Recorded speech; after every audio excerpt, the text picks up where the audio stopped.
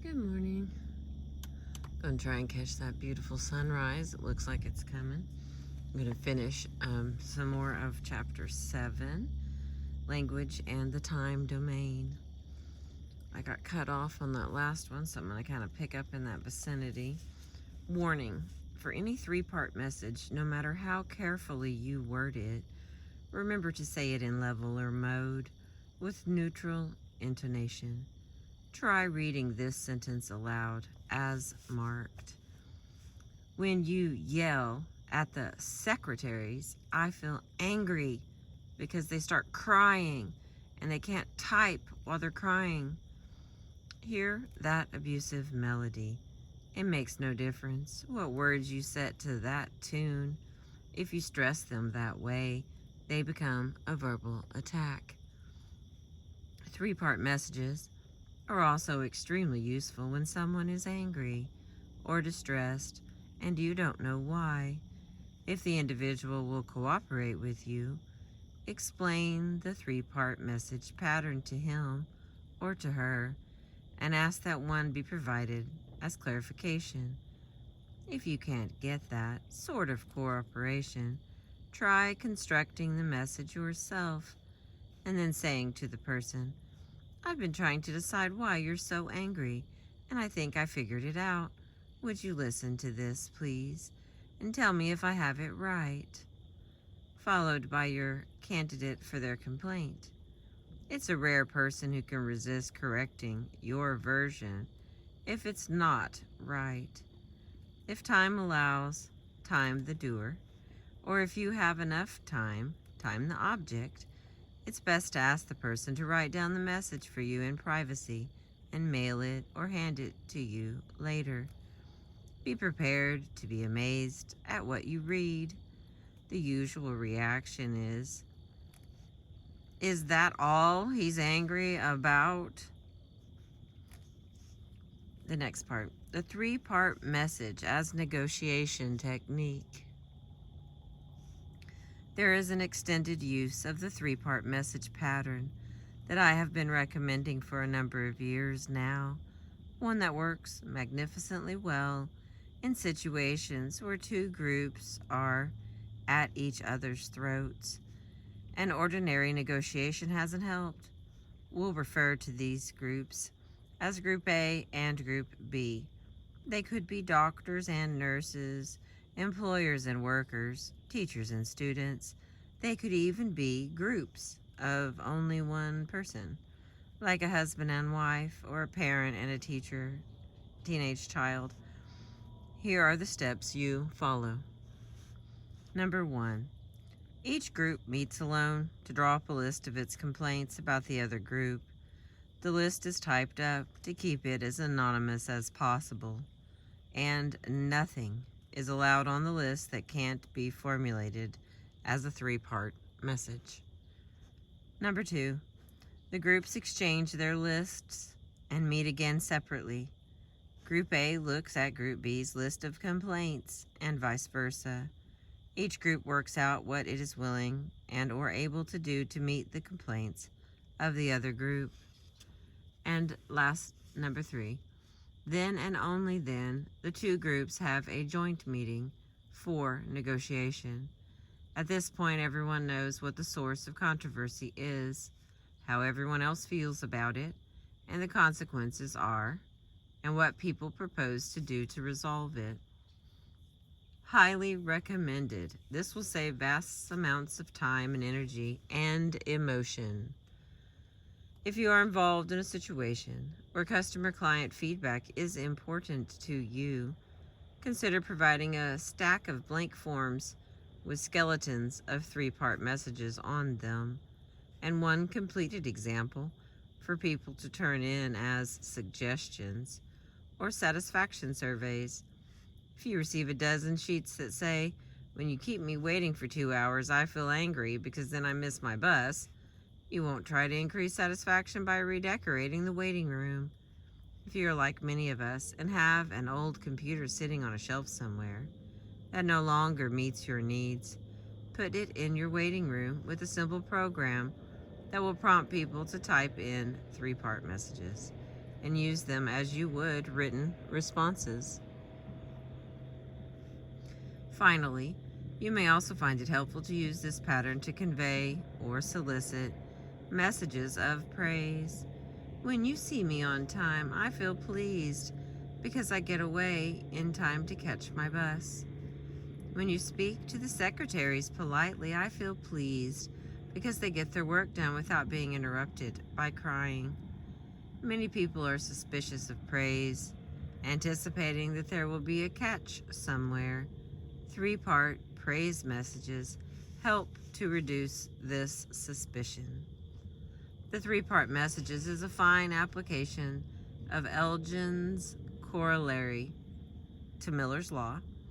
In order for other people to understand what you are saying, you must make it possible for them to apply Miller's Law to your language. That is, you must make it possible for them to assume that what you say is true and to imagine what it could be true of. Using a typical complaint, when you do the things you do, you drive me crazy, because nobody should have to put with that, sets up communication barriers that only a psychic could get past. The next one, perceptions of time and of space-time. We ordinarily think of time as separate from space.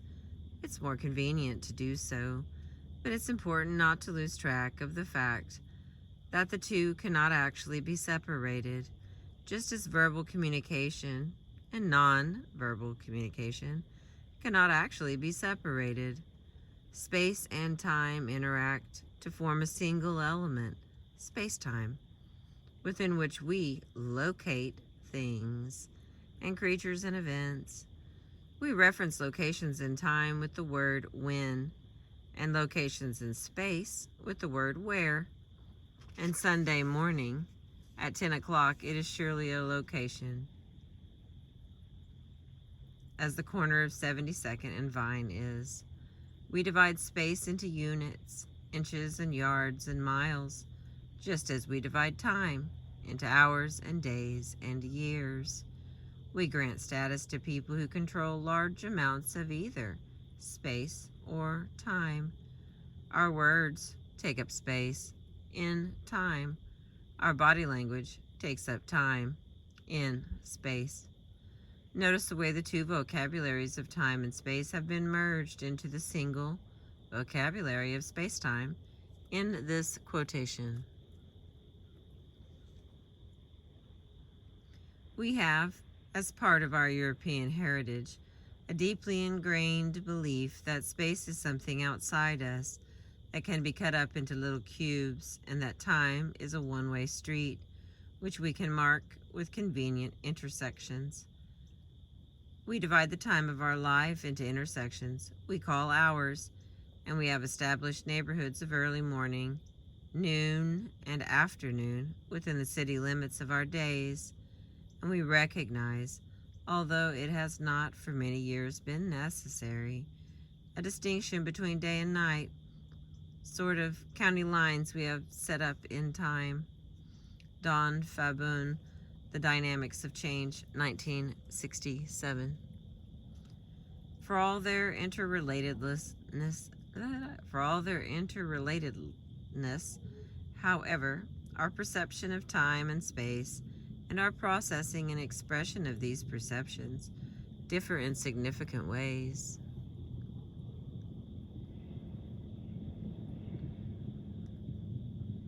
Comes another boat. Number one, we perceive space as relatively stable and as impervious to the effects of words. What little we are able to do to change our perception of our supply of space through language is done with nonverbal communication alone. Number two, we perceive time as relatively elastic, and we are able to deal with our perceptions of time directly through words plus nonverbal communication. Number three, whenever we feel that we do not have enough of either time or space, And whenever we are uncomfortable for that reason, or for any reason whatsoever, we perceive time as expanding. To make space seem larger or smaller, then we have to turn to architects and interior designers. We have to spend money, after very large amounts of money, on the surfaces of the space around us and the objects we use to fill that space. When we deal with time, however, we need no outside experts and no cash. All we need is our competence as native speakers of our language.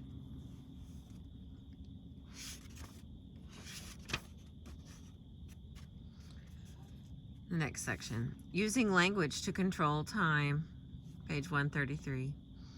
One of the most constant complaints people make about professionals and executives is that they charge a great deal of money for very small amounts of their time.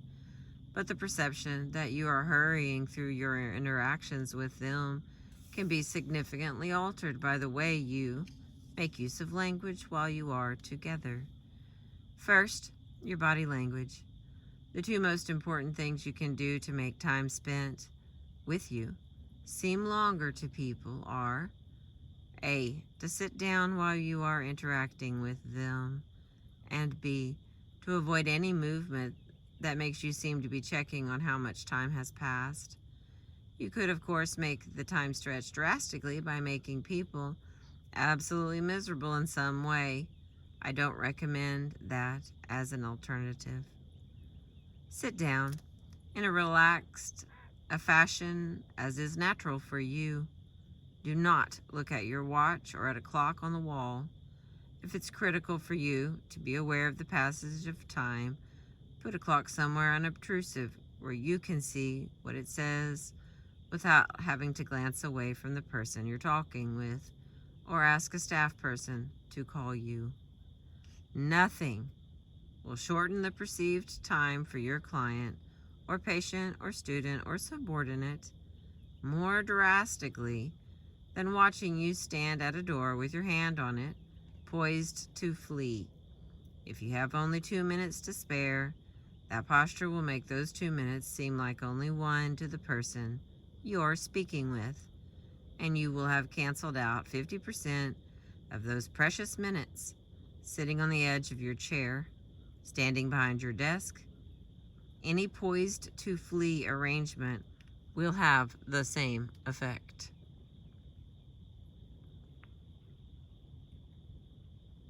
Warning. Be aware that sitting down and assuming a relaxed posture will also make the time seem longer to you. Don't be misled. Many professionals are convinced that if people are not constantly reminded about time constraints, they will abuse the privilege and talk endlessly. This is a myth. I strongly suggest that for a few days you make a note of the exact time when an interaction begins and ends, so that you can determine whether your perceptions are accurate. The most common pattern is for professionals to estimate that everyone involved has used at least twice as much time as the clock will verify. Next, the words you use with your body language. There are things you can say and refrain from saying that will convince people you have given them more time than has really transpired. Eliminate the word only with all its negative presuppositions from your time vocabulary. Do not say, I have 10 minutes, or I can only talk for a few seconds, or we have a half an hour. State how much time you have by drop the only. Announce that you have 10 minutes as if you were delighted about it. Your tone of voice should carry the meta message. I've got 10 whole minutes to spend with you. 1/6 of an hour. What terrific luck. There is a device much used by dentists that can usefully be adapted for other professions. Dentists will tell patients, now this will hurt and it will take a few minutes, But if you tell me to stop, I will. The patients who now believe that they are in control of the time spent on the procedure will put off asking the dentist to stop, thinking, I can handle this just a little longer. And much of the time, when they do say stop, the procedure is already over. What is important is the illusion of power and control over the time involved. Adapt this by saying that you have 10 minutes, not only 10 minutes. But if you need more time than that, just say so, and I will stay. Do the same thing when you are talking on the telephone. Once a month, someone will take you up on it, and you must honor your commitment, or you will not be believed thereafter. But over the long term, not only will it be easier for you to stick to the schedule you've chosen for yourself, but the people will interact with you. Who interact with you will come away with the perception that you always offer them an ample amount of your time, all of it that they want. As a matter of fact, that perception is money in the bank. The alternative is a perpetual undercurrent of resentment, which will make both sides of the interaction tense and cross, with an ever-spreading ripple effect on everyone around you. The alternative is an ongoing perception that you, like Elaine Martin, feel that your time is more valuable than the time of others. Whether that's true or not is irrelevant. The resentment it creates is real and so easily avoided that allowing it to arise is absurd. Using personal space to control time. The last one I'll read for this video. Another factor that can change perceptions of time and that involve both verbal and nonverbal communication is your use of what is called personal distance. That is, the amount of space you put between yourself and other people when you are talking with them. Medical and dental professionals often must be extraordinarily close to patients during actual procedures and cannot alter that distance, no matter how uncomfortable it makes them or the patients. This is an exception that adults are aware of and will accept. In all other cases, you would be wise to use the principle of the feedback loop as a way to match your personal space requirements to those of the persons you're talking with. Suppose you are an American native speaker of English and you meet your Hispanic client briefly at an airport corridor.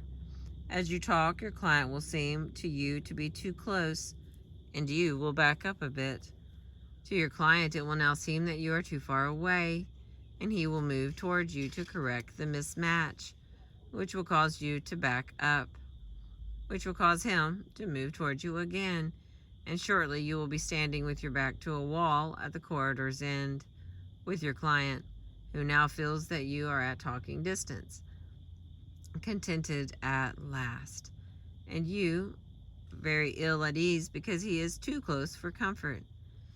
Time you spend feeling that your client is too close, and time the client spends feeling that you are not close enough, will expand substantially. It is not hard to learn to communicate at distances that are smaller or larger than those you prefer, once you are aware that it matters. The cliche situation just described usually happens because the people taking part in it, are not aware that space is the problem. They only know that something is wrong, and they are trying to fix it. Once you understand the concept of personal space preference, you are not likely to make this mistake, and a little practice talking at various distances from a willing partner will put you in control of a variety of personal distance dialects. The information about Anglo-Hispanic preferences for personal space is well known, but you may need to interact with people of many different cultures and subcultures for whom you don't have the facts in advance. That's all right. Just pay attention to the body language of the other speaker and then proceed as follows. Number 1, choose a location from which to talk and begin. Number 2, if your partner moves towards you or backs away from you, stand your ground until he stops. Number 3, once the other person has chosen a location and is talking comfortably, you know that's his preferred personal distance. Respect it.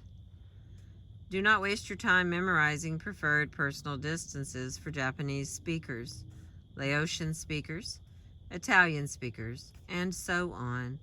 Make your adjustments to the individual on the spot. This has the advantage of helping you avoid mistakes with persons whose space requirements differ from those expected for their culture. Make a note of what you learn so that you can look it up when you are considering such things as seating arrangements for a conference or a social event, and then don't clutter your memory with it. If your goal is to make another person uncomfortable, violating their personal distance by talking to them from either too close or too far away will accomplish that. Such violations will cause people to perceive the time spent in your company as drastically extended. The more uncomfortable they are, the longer the time with you will seem to be. There are times when that is exactly what you want, but be sure you are doing it deliberately as part of a consistent strategy.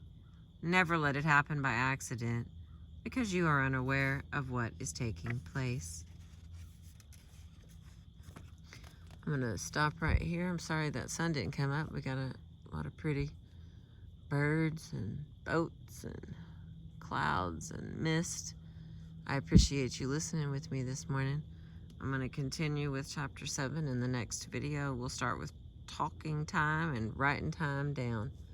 Again, I appreciate you. Thank you so much.